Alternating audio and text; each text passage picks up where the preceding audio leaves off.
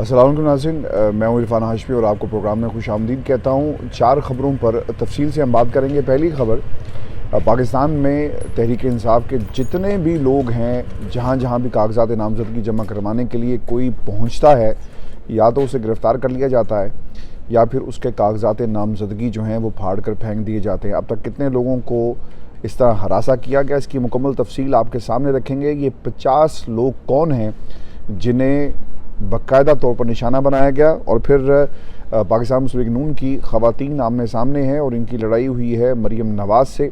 इसकी हकीकत क्या है, इसकी तफसील भी आपके साथ हम शेयर करेंगे। और फिर बिलावल भुट्टो जरदारी साहब के बयानात में से पाकिस्तान की इस्टेब्लिशमेंट अचानक से क्यों माइनस हो गई, और इस वक्त नवाज़ शरीफ ने मरीम नवाज़ के एक इंतहाई करीबी साथी के साथ क्या सलूक किया, इसकी भी मुकम्मल तफसील आपके साथ हम शेयर करेंगे। लेकिन सबसे पहले आपको ये बताएं कि पाकिस्तान के अंदर इस वक्त बर्बरियत और फस्तायत की हमने इससे पहले ऐसी मिसालें नहीं देखी। एक सियासी जमात जो इंतखाबात में जाना चाहती है, लेकिन इसको बार बार रोका जाता है। पूरी की पूरी क़यादत जो है first year, second year, third year इस वक्त जेल के अंदर मौजूद है।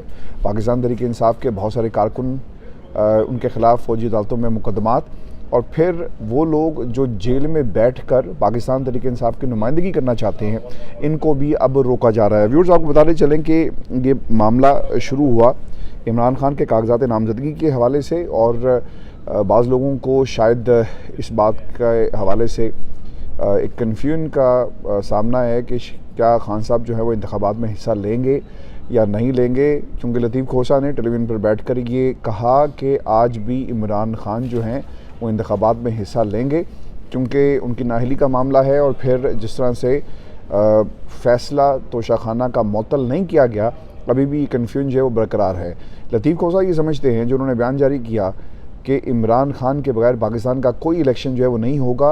अब जब तहरीक इंसाफ के कारकुनान और उम्मीदवारों के ख़िलाफ़ क्रैकडाउन हुआ, तो यकीनन ये इलेक्शन ज़्यादा डाउटफुल हो गए, और इनकी जो ट्रांसपेरेंसी है इसके ऊपर बहुत सारे सवालात जो हैं वो उठाए जा रहे हैं।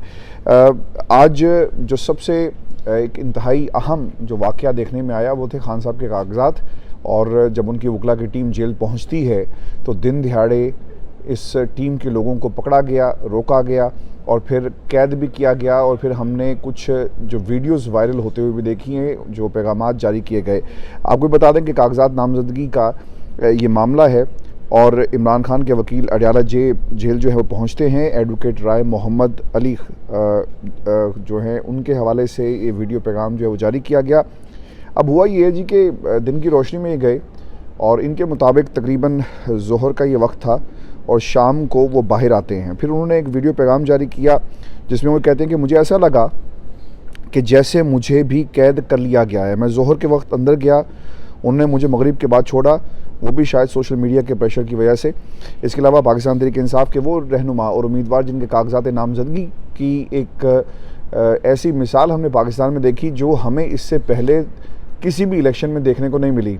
ये 50 लोग और तकरीबन 22 शहर हैं जहां पर ये मिसाल हमें देखने को मिली है। व्यूअर्स, पहले ज़िला अटक है जहां से मेजर तारिक सादिक साहब हैं, और इनके सारे ख़ानदान को जो है वो निशाना बनाया गया, और इनके कागजात नामज़दगी जो हैं वो छीने गए। फिर मियाँ वाली उमैर न्याजी साहब, उनके कागजात नामज़दगी जो हैं वो छीन लिए गए। अमजद न्याजी साहब जिन्हें जेल में तशद्दुद का निशाना बनाया गया, और फिर इसके बाद इनके कागजात नामज़दगी जो हैं उसे दस्तखत जेलर साहब ने जो करने की जब उनकी बारी आई और कहा गया, जब उन्हें अप्रोच किया गया तो इसे इनकार कर दिया गया। फिर इसके बाद खुशाब के अंदर उमर असलम ऐवान साहब हैं, हसन असलम ऐवान, फ़तेह खालिक बंदयाल हैं। कागजात नामज़दगी जमा करवाने जाने वाला शख्स जो है वो RO ऑफिस के बाहर से इसे अगवा कर लिया गया। इससे पहले आपने ये बातें जो है वो नहीं सुनी होंगी कि किसी भी शख्स को जब वो अपने नॉमिनेशन पेपर्स जो है सबमिट करने से पहले उसे निशाना बनाया जाता है, तशद्दुद किया जाता है, ख़ानदान के लोगों को रोका जाता है, और फिर अगवा करके इस पूरे प्रोसेस को जो है वो सबोताज करने की कोशिश की गई। फिर चकवाल में मलिक अख्तर शहबाज साहब हैं जिनके कागजात नामज़दगी जमा करवाते वक्त उन्हें गिरफ़्तार कर लिया गया, और ये भी पाकिस्तान के अंदर होता है। और ये कहानी जो है मैं आपको पाकिस्तान की सुना रहा हूँ, जहाँ पर ये फस्तायत हम देख रहे हैं। फिर सरगोदा मलिक शफ़क़त ऐवान है, RO कागजात नामज़दगी वसूल करने से इनकार कर देता है। इलेक्शन कमीशन कहाँ है, इलेक्शन कमीशन गुमशुदा है। मैंने इससे पहले भी कहा कि ये इलेक्शन कमीशन नहीं बल्कि सिलेक्शन कमीशन है। जैसा पाकिस्तान क्रिकेट टीम की एक सिलेक्शन कमेटी है जो मनपसंद लोगों को पर्ची लेकर जो आते हैं उन्हें आप सेलेक्ट कर लेते हैं, किसी को कप्तान बनाते हैं, किसी को हेड कोच बना देते हैं। पाकिस्तान के हालात भी हमारी क्रिकेट टीम से कुछ ज़्यादा मुख्तलिफ नहीं है और यहाँ पर भी यही कुछ हो रहा है। मलक शफ़क़त ऐवान उनके कागजात नामजदगी वसूल करने से आरओ साहब ने इनकार किया। अब ये क्यों इनकार किया, क्या इस पर कोई हरकत में आएगा? जब आप इलेक्शन कमीशन को ये कहते हुए सुने कि तमाम सियासी जमातों को लेवल प्लेइंग फील्ड दी जाए तो इसका मतलब क्या है? आरओ से बुलाया जाए, उन्हें पूछा जाए आपको पाकिस्तान तहरीक इंसाफ के इंटर पार्टी इलेक्शंस पर इतराज़ था, लेकिन जो कुछ आपके आरओज़ कर रहे हैं इसका कौन जवाब देगा? और जिस किस्म की इनको ट्रेनिंग दी गई इसके हवाले से भी एक इंतहाई अहम सवाल ये है कि क्या इनको ये ट्रेनिंग दी गई कि आपने पाकिस्तान तहरीक इंसाफ का अगर कोई शख्स या उम्मीदवार कागजात लेकर आएगा तो आपने उसे कैसे रोकना है? व्यूअर्स, लाहौर बहुत ही अहमियत का हामिल है और यहाँ से हाफिज़ फरहत जो हैं उनके वकला से कागजात नामजदगी जो हैं वो छीने गए हैं और इन्हें भी इलेक्शन से दूर रखने की ये साजिश तैयार की गई। फिर हमाद अज़हर साहब हैं, हमाद अज़हर काफ़ी अरसे से सियासत से जो हैं सियासत में तो हैं लेकिन इनके हवाले से भी कहा जाता है कि ये रूपोश हैं, इन्हें इश्तिहारी करार दिया गया, इनके जो शनाख्ती कार्ड था उसे भी ब्लॉक किया गया और सिर्फ कोशिश ये थी कि जब ये इलेक्शन से पहले अपने कागजात नामजदगी जमा करवाने जाएंगे तो एक तो ये करवा नहीं सकेंगे और अगर जब आएँ तो हम इन्हें गिरफ़्तार कर लें। हमाद अज़हर साहब के हवाले से भी कहा जा रहा है कि पुलिस और नामालूम अफराद ने उनके घर पर धावा बोला है और बताने वाले ये बताते हैं कि वो वहाँ पर एक तो हमाद अज़हर साहब को ढूंढ रहे थे और उसके साथ साथ उनके वो कागजात नामजदगी नॉमिनेशन पेपर्स की भी तलाश की गई जिनके जो इस वक्त कुछ लोगों के लिए बहुत ही अहमियत के हामिल हैं। हसन न्याजी साहब ने कुछ दिन पहले ऐलान ये किया कि वो इंतखाबात में हिस्सा लेने जा रहे हैं और इमरान खान को जो उनकी नुमाइंदगी करेंगे, तहरीक इंसाफ की नुमाइंदगी करेंगे, लेकिन ख़बर ये आ रही है कि जेलर साहब ने हसन न्याजी साहब के वकला को वापस जो है वो भेज दिया और दस्तखत करने की इजाज़त जो है वो नहीं दी गई। सनम जावेद के बारे में भी ये कहा जाता है कि वो सोशल मीडिया एक्टिविस्ट, उनकी तरफ से भी उनके जो वालिद हैं उनकी तरफ से ये ऐलान किया गया था कि वो इंतखाबात में हिस्सा लेंगे, लेकिन अब ये बताया जा रहा है कि जेलर साहब ने सनम जावेद से भी कागजात नामजदगी जो हैं वो दूर रखे। वज़ीराबाद से अहमद चट्ठा वकला गिरफ़्तार होते हैं, कागजात नामजदगी छीन लिए जाते हैं। शौकत भट्टी हाफजाबाद से वकला से कागजात नामजदगी छीने गए। गुजरावाला मियाँ तारिक जो हैं आरओ कागजात नामजदगी वसूल करने से इनकार कर देता है और ये सिर्फ जो है वो पाकिस्तान में आपको होता हुआ नज़र आएगा। फिर चौधरी मोहम्मद अली हैं, पुलिस ने कागजात इनके फाड़ दिए। सियालकोट से हैदर गुल उनको गिरफ़्तार किया गया। एहसन गुलाम अब्बास उनके डेरे घर पर रेड की गई, कागजात नामजदगी ढूंढते रहे। टोबा टेक सिंह में उसामा हमज़ा, ज़िला झंग में शेख वकास अकरम, भावल नगर से शौकत बसरा हैं और इसके साथ मुल्तान में शाह महमूद कुरैशी साहब के भी कागजात उनके वकला से छीने गए। खानेवाल से आबिद महमूद खक्का हैं, वहाड़ी से जाहिद इकबाल, लिया न्याज अहमद झक्कड़। और फिर खान साहब ने एक पैगाम ये दिया कौम के नाम की, जनाब आपने 8 तारीख को निकलना है। खान साहब, लोगों को पकड़ा जा रहा है, बांधा जा रहा है, कागजात से भी ये लोग डर रहे हैं, तो निकलना 8 फरवरी के लिए शायद मुश्किल होगा। और इसमें जो सबसे अहम नुकता है व्यूअर्स वो ये है कि पाकिस्तान तहरीक इंसाफ के बहुत सारे बैरिस्टर गौहर साहब भी कहते हैं कि जी कि आज़ाद उम्मीदवार बन जाएंगे अगर हमारे से बल्ला जो है वो छीन लिया गया, लेकिन मुझे ऐसा लगता है कि अगर बल्ला छीन लिया गया और आज़ाद हो गए तो शायद ये किसी के लिए गोल्ड माइन से कम नहीं होगा और इस पर कब्ज़ा करने की कोशिश की जाएगी। गन पॉइंट के ऊपर लोगों को उनकी वफादारियाँ तब्दील करने के लिए कहा जाएगा। जो पाकिस्तान में जो प्रेस कॉन्फ्रेंसेस हो जाती हैं तो ये कौन सा कोई इतना बड़ा काम होगा जिसे आप रोक सकते हैं। अब व्यूअर्स, आपको ना ये भी खबर दे दें कि परवेज़ इलाही साहब ने इलेक्शन के हवाले से एक इंतहाई अहम फैसला किया है और ख़बर ये है कि 3 हल्कों से यानी कौमी और सूबाई असम्बली के 3 हल्कों से इन्होंने इलेक्शन लड़ने का ऐलान किया है और कागजात नामजदगी जो हैं वो जमा कराने की ये कोशिश करेंगे उनके वकला।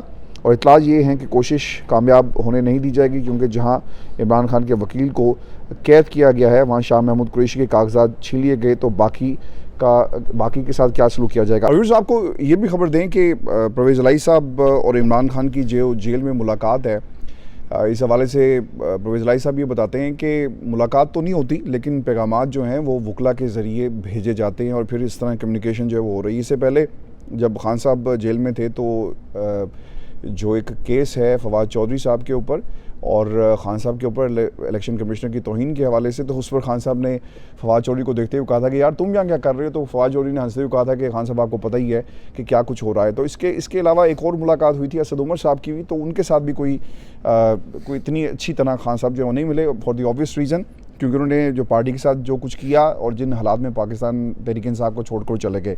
परवेज़ इलाही और इमरान खान की जेल में जो मुलाकात की कहानी है, इसमें वो कहते हैं जी, जब सवाल पूछा गया और वो ये कहते हैं कि बातचीत होती है, तो उन्होंने कहा कि हम सियासी मशवरे करते हैं लेकिन बराह रास्त हमारी कोई बात नहीं होती, हमारी जितनी भी बात होती है वो सिर्फ वकला के ज़रिए होती है। परवेज़ इलाही साहब को इस्टेब्लिशमेंट का पैगाम, ये भी सवाल एक किसी दोस्त ने पूछा है, मैं इसका भी आपको जवाब दे देता हूँ।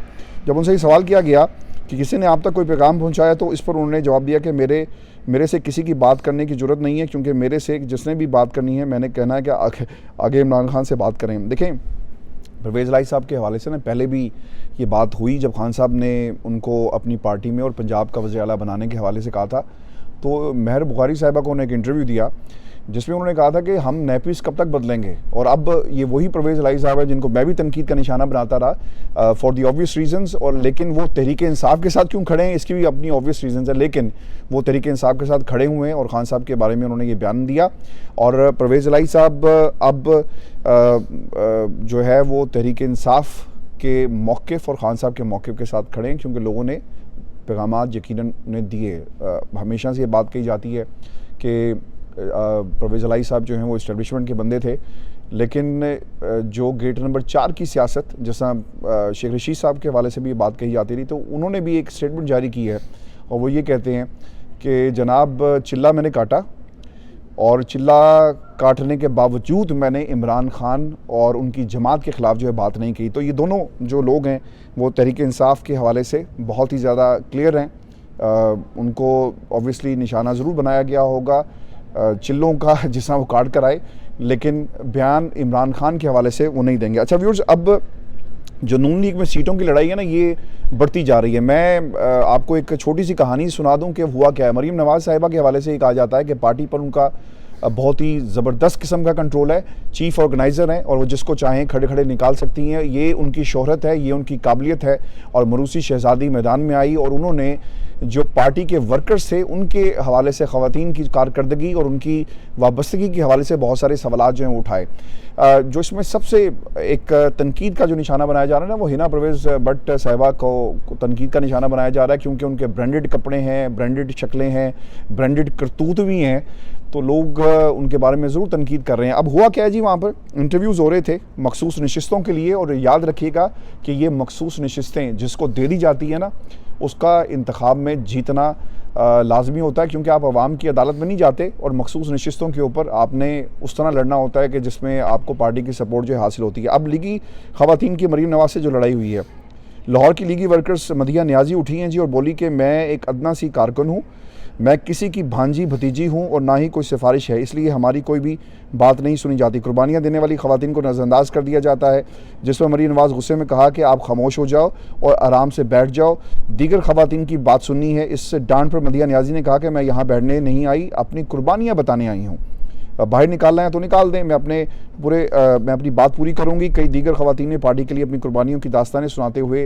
वो आपदीदा हुई, ये भी बताया जाता है जी। और फिर ख़वातीन का मरीम नवाज़ से शिकवा क्या था कि हम तो मुश्किल वक्त में पार्टी के साथ खड़ी रही, अदालत के चक्कर लगाए, नैब के बाहर मौजूद रही, कायदीन के लिए नारे लगाए, इस दौरान हमें धक्के मारे गए, लेकिन हम पार्टी के साथ खड़ी रही। हिना परवेज़ भट्ट की पार्टी के लिए क्या खिदमात हैं, ये सवाल उठाया गया। ये तो सिर्फ ब्रांडेड कपड़े पहनकर, अच्छा मेकअप करके एहतजाज में आ जाती हैं, उनकी कोई खिदमात नहीं। हमें भी वो मकाम दिया जाए जो ब्रांडेड सूट पहनने वालों को मिल रहा है। आपने शायद ना मरीम नवाज़ के पहनावे नहीं देखे, जो ब्रांडेड कपड़े वो पहनती रही और जिस तरह से पहनावे और जिस तरह से रंग और जिस तरह के उनके तरंग थे, वो पाकिस्तान की आवाम ने लंदन की फ़ज़ाओं से लाइव देखे।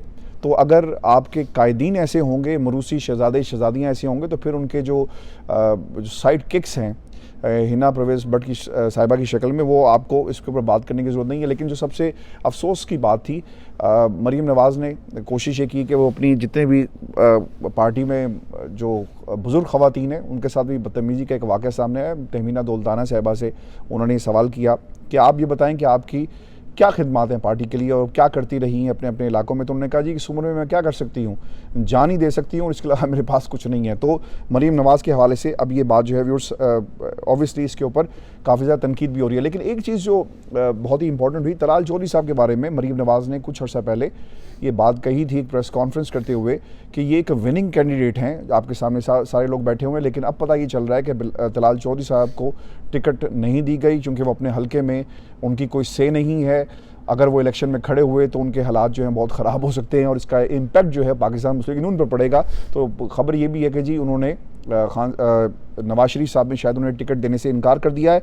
और व्यूअर्स आपको ये बता दें कि इसके ऊपर एक लॉबिंग सोशल मीडिया पर की जा रही है और नून लीग के वर्कर्स नवाज शरीफ को वापस जाने के मशवरे दे रहे हैं कि अगर तलाल को टिकट नहीं देनी तो आप वापस चले जाएं। व्यूअर्स ये पाकिस्तान है जहां पर टिकट की जंग है, कुर्सी की जंग है और इक़्तिदार की जंग है और इस जंग को जीतने के लिए अपने अपने किरदारों को, अपने अपने लोगों को मैदान में उतारा जा रहा है। लेकिन सबसे बड़ा सवाल ये होगा कि नवाज शरीफ मैदान में कब उतरेंगे और क्या पाकिस्तान की आवाम को एक एतमाद दिलवा सकेंगे, दे सकेंगे, ये बहुत बड़ा सवाल है। व्यूअर्स ये शो था आज का हमारा, अपने कमेंट ज़रूर भेजिएगा, चैनल को सब्सक्राइब करना मत भूलें। मुझे इजाज़त दीजिए, अल्लाह ने के बाद।